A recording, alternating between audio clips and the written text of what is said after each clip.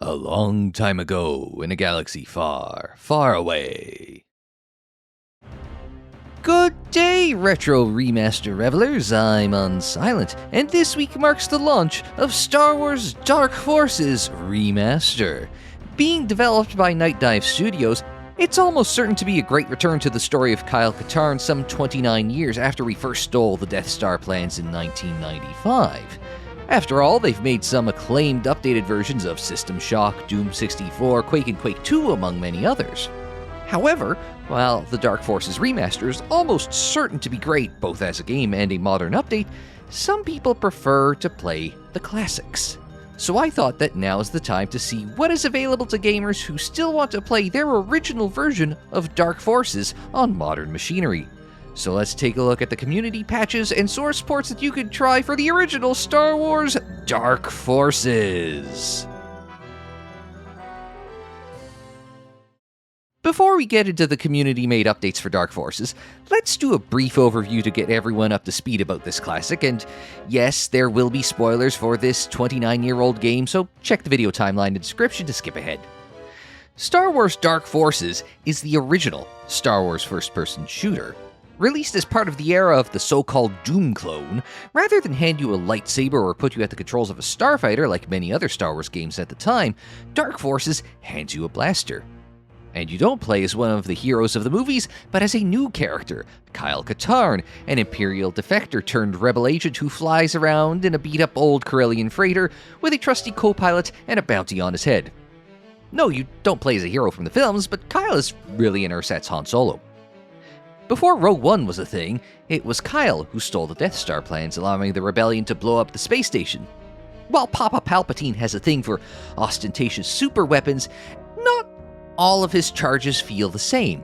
That's how we ended up with the TIE Defender project, the TIE Phantom project, and Dark Forces' response to the growing rebel threat. The Dark Trooper project involved the development of advanced battle droids to battle the rebellion in retaliation for the destruction of the Death Star. I mean, a droid army worked out well for the Trade Federation after all. Of course, much like the Trade Federation's army, the Dark Troopers were essentially unstoppable except when facing our heroes. It just so happens that our hero for the game was tasked with investigating the Dark Trooper project and finding a way to stop it. So Kyle goes from mission to mission and planet to planet, following leads, battling stormtroopers, dueling dark troopers, and encountering some familiar faces along the way. Eventually, Kyle is able to disable the mining operations that produce the raw materials for the Dark Troopers' skeleton and armor, and later destroys the factory that makes them before killing the project's leader. While Dark Forces is generally referred to as a Doom clone, it doesn't share a lot with id's iconic game other than being first-person shooters that ran on DOS.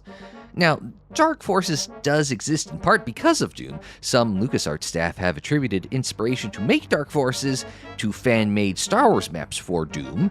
However, plans to make a Star Wars first-person shooter predate Doom and go back far enough to make this a Wolfenstein 3D clone rather than a Doom clone.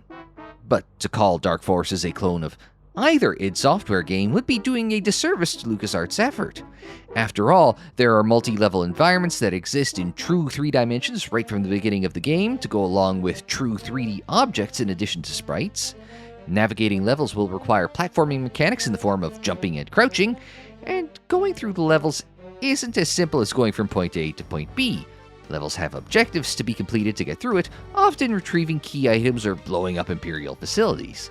In between levels, you have fully voiced cutscenes to tell the story of the game. During levels, the use of LucasArts' iMuse music system, that's been used since Monkey Island 2, allows for the music to change based on what's happening on screen rather than looping the same song for an entire level. These are all commonplace parts of modern shooters, but these combined for a big step forward for the genre at the time. However, that isn't to say Dark Forces had everything figured out in 1995. While the game was in 3D, mouse look didn't really exist in the way it does today. The mouse can be used to look left and right, but not up and down. The mouse's other function is to move you forward and back rather than look up and down. To look up and down, you have to use the page up and page down buttons. You can see this control scheme in use here. It makes for some herky-jerky aiming that is slightly compensated for by the game's auto-aim. Unlike Doom, which had levels in pseudo 3D, so you never really had to aim up or down to target enemies on different elevations, you do have to aim up and down in Dark Forces to hit enemies on different levels of the Z-axis.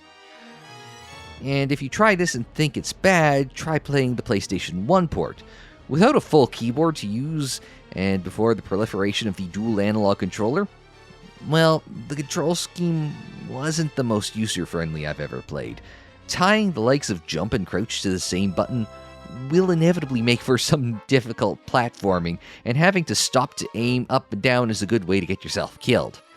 The PS1 version went considerably worse than any other versions of this game I played, even considering that I increased the PC version up to hard difficulty by the end. An apparently big omission from the original release was the lack of saving or quick saving in levels. I say apparently big, but it's not like Dark Forces didn't have a different take than how id's games handle it. Rather than being able to manually save during the level, Dark Forces used a checkpoint and live system. You start each level with a minimum of 3 lives, and any extra lives you earned in previous levels carry forward. If you die during a level, you're set back to a checkpoint with 1 life lost but no progress lost. Unlike, say, Doom, in which dying sets you back to the start of the level and resets it unless you load a save, Dark Forces doesn't reset the level until you've lost all your lives. Sure, checkpoints can be a little inconvenient compared to quick saving, but it's not like they completely hung you out to dry when you die. And old school limited lives aside, the checkpoint system is pretty similar to what we see for modern shooters, so you wouldn't see it as unusual if you picked up the vanilla version of the game today. While you wouldn't think that it would be a big deal for a 29-year-old game, Dark Forces doesn't have any built-in multiplayer functionality.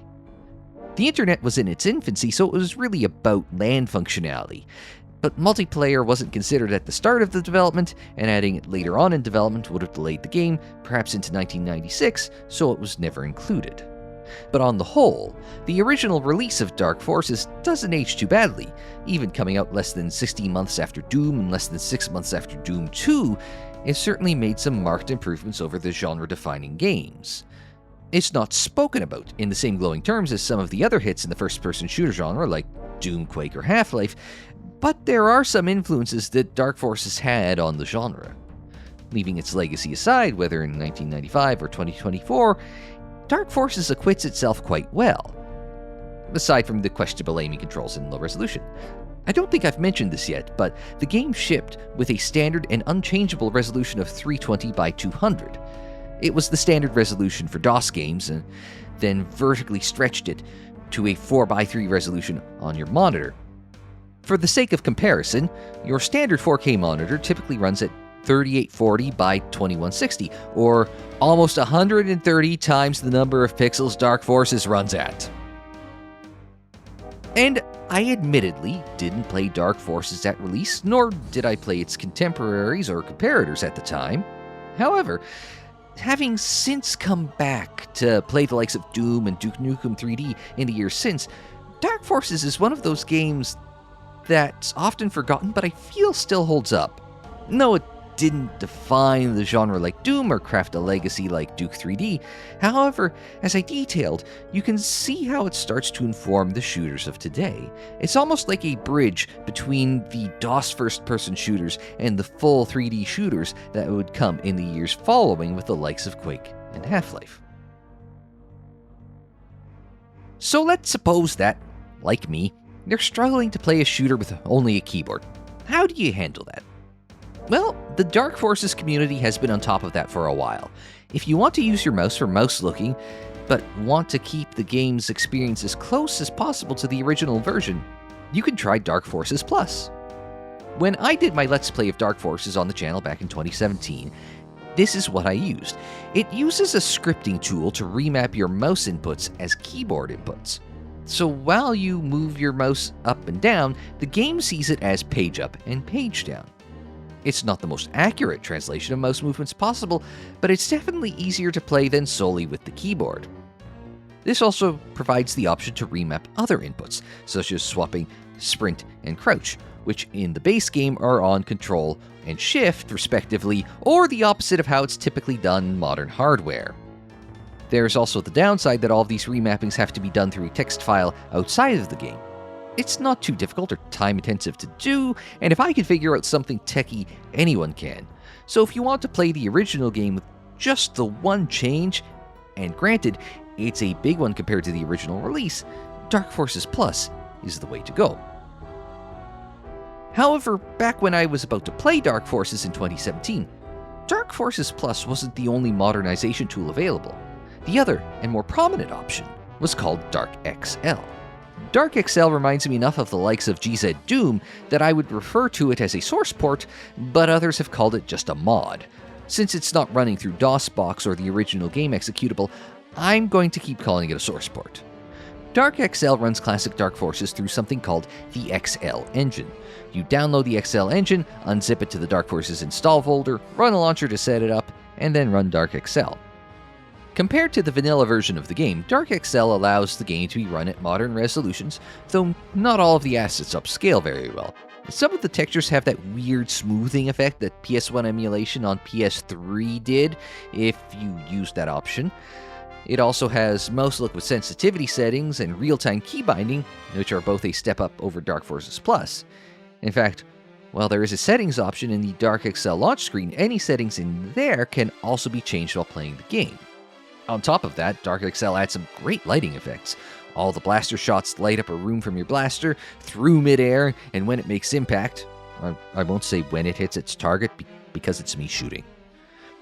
On the downside, because the game wasn't originally programmed for this sort of lighting, there is some bleeding through of the new light sources through walls that didn't need to be designed to stop light from passing through. It gives you a little idea of what might be around the corner with the bright glow of some objects. Compounding issues with the source port are some collision detection issues. I don't know the cause of them, but there are some moments when DarkXL can feel Doom-like in its treatment of the Z-axis. It's not that you can't have 3D levels, but I've noticed some issues where you can't have two solid objects in the same spot of the X and Y axes, but on different levels of the Z-axis.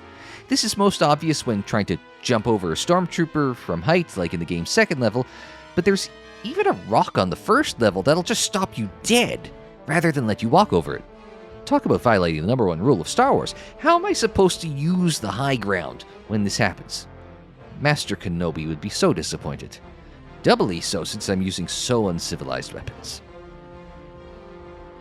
In terms of combat issues, I'm not sure if it's because of the upscaling or an underlying issue with the original game, but there are times when your shots will just pass right through an enemy. It's especially noticeable at close range, which is exactly when you don't need to miss. And you can't be optimistic about these issues being fixed because the project was officially declared abandoned in 2023 because there was a newer and better source port that had just released. My overall assessment of DarkXL is that it was the right choice at the time for people who wanted the higher resolution and frame rate compared to running it through DOSBox, as is the case with both the original release and running with Dark Forces Plus. Because I wanted to play something as close to the original experience as tolerable, I didn't go with playing through DarkXL, but a lot of other gamers have played it this way, enjoyed it, and swore by it until recently. But, like the folks who made DarkXL said, a better alternative is now available. While DarkXL saw its work dating back to the 2000s, it was over a decade until we saw the next source port of Dark Forces unveiled. The year 2020 saw the first public reveal of the Force engine, a source port designed primarily for Dark Forces, but also planned to work with Outlaws, the only other game on LucasArts' Jedi engine. No, they couldn't call the source port the Sith engine because that name was already taken by LucasArts for the engine underpinning Dark Forces 2 Jedi Knight. That game also has a source port called OpenJKDF2, which I might cover at another point in time. Anyway, the Force engine source port is reverse engineered from the Jedi engine games in order to make it as accurate as possible. The development process started with getting the source port to play the game in as close to the original guise as possible before starting to add in the new features. When you launch the Force engine for the first time, it gives you the option of playing the game with modern upgrades, in a retro guise with modern resolution and controls, and in its original launch spec. I do wish the Force engine gave you these quick launch settings as an option to choose after your first time booting it, so I could have played around with all three modes when capturing footage, but you can still try to piece it all together afterwards from the myriad options in the launcher. But this is emblematic of the Force engine's very easy-to-use nature. It's as simple to set up as unzipping the source port into your Dark Forces folder. If you need to make any changes, you can do so on the fly from the source port settings menu by hitting Ctrl F1. Want to add a mod into the game? Just drop the download into the mods folder that you got from unzipping the Force engine. Hell, the one mod that I used that we'll cover in the next section didn't even need to be unzipped to be used. After playing around with your settings and getting into the game, you're met with one of those situations that I often describe when talking about old games that I used to play. In this case, let's call it looking at a game through 1995 eyes. When we look at the classic visuals of Dark Forces, you could plainly see that it's running at very low resolution. Like I said, the DOS standard was 320 by 200. Much like DarkXL, the Force engine upscales the visuals to run at modern resolutions. However, everything in the Force engine just seems that much sharper than DarkXL while still looking true to the original.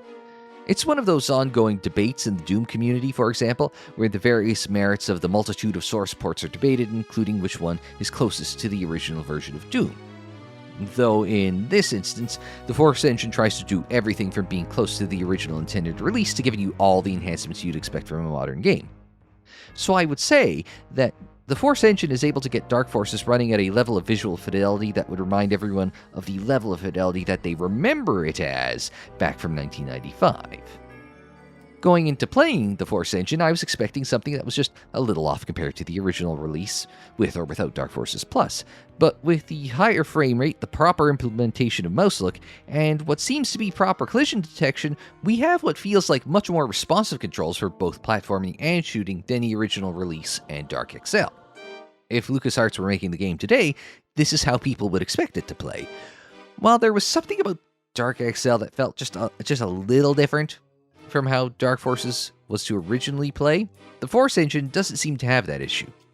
Well, okay, I feel like the auto-aim is incredibly powerful in the Force engine, but other than that, the gameplay feels right. But recall what I said off the top about saving? Well, it only took some 27 years, but the Force engine corrects one of the original complaints about Dark Forces. Yes, now you can quick save in the middle of levels in addition to getting revived by the checkpoint system. It's a little thing, but with some of the sketchy platforming and turret sequences, the extra bailouts feel nearly necessary. Also, in terms of modern updates, the source port also includes subtitles. The sound balancing Dark Forces isn't nearly as bad as in some older games, but it's still a nice feature to have. The community has taken to the source port so well, in fact, that it was how Covert Muffin played Dark Forces for a speedrun at last year's SGDQ. If the speedrun community has taken to it, that's probably a good sign. But for as good as the Force engine source port is, there's one more little addition that you can make to Dark Forces that, while it isn't needed, makes a lot of additions that I think people will like. In 2022, the folks at DF21 released a community-made patch called, imaginatively, the Dark Forces Community Patch. According to DF21, it's the first patch that the game has had since release in 1995. While I didn't try it with the DOS-box version of the game or DarkXL, the latest version of the patch is ready-made to be loaded through the Force engine's mod function for quick and easy setup. I'll show some of the changes they made on the screen, but it mixes bug fixes, quality of life updates, cut content, visual updates, and a few changes to some levels. They're nothing that completely changes the game, but it's also not the original experience. The whole way along, I've been talking about the vanilla launch style experience compared to the enhanced experience with more modern trappings. The community patch definitely leans towards an updated experience. If you want a more out-of-the-box experience, this is one update you should pass on. Not that it's a bad update. I've actually quite enjoyed getting a subtly fresh take on Dark Forces, especially after playing 4 other versions of the same thing when making this video. If only there was a version that didn't change the levels, but only added things like cut content and bug fixes. As of writing this video a week before you watch it, no official price has been posted, but various reports say that Dark Forces Remaster is going to cost $30 US. Yes, it is getting a visual and technical upgrade with updated cutscenes and behind-the-scenes bonus content, but it's still a game that people have been playing for nearly 3 decades. There's a reason why the base game retails for $6 on Steam. Even if you had no other way of playing it, I'm not sure that I could find a justifiable value proposition for paying $30 for a shiny coat of paint on a 29-year-old game that isn't even generally considered among the pantheon of the greatest games of all time, even if you can make a good case for it. That's why I went through the exercise of seeing what options are there for people to play if they've purchased Dark Forces previously, either through the myriad digital stores or using the original disc. I wanted to see if there is a viable or preferred option for gamers who wanted to keep playing their copies of the soon-to-be, or likely now as you're watching, legacy version of Dark Forces. Even 7 years after doing my playthrough of Dark Forces on the channel, if I was to do a playthrough of Dark Forces again with focus on playing a version as close to the original as possible, I would still want to play it through Dark Forces Plus. I realize that it's not important to everyone, so that's why I load that recommendation with caveats. After all, who wants to spend $500 Canadian on a 4K monitor only to have the game stretched by like 13,000%? But going sight unseen into Dark Forces, or not being concerned with playing the true-to-release version of the game? That requires a different answer to the question. I've been thinking about it for the last couple of weeks, and I'm still not quite sure. My first instinct is to recommend the community patch. Yes, it does change a few things about the game, but if you've never played Dark Forces before, it's not like it would give you a fundamentally different experience to what everyone else played in the 90s. For returning players, the little quality of life changes and bug fixes will freshen things up just enough for you that it might make a slightly new but overall familiar experience. And that's why my other recommendation is DF21's Dark Forces community patch played through the Force Engine source port. And that will do it for this look at community-made updates to Star Wars Dark Forces. Hopefully this video gave you your first step into a larger world of the Dark Forces community and pointed you towards an option that works for you if you want to play the original Dark Forces rather than the remaster. So until we see you again for more looks and classic Star Wars games, I'm Unsilent. Thanks very much for joining me. Like the video if you liked it, subscribe if you're new, share on social media, follow on social media. The social media handle is UnsilentOnAir, and that is for Twitter, Facebook, Instagram, TikTok, and more. And don't forget, Chancellor, Star Wars is our specialty. We've got playlists on the screen, in the description down below, and more videos anytime on the channel page. And until next time, I'm Unsilent. Thanks very much for joining me. Like, share, subscribe, and we will see you next time.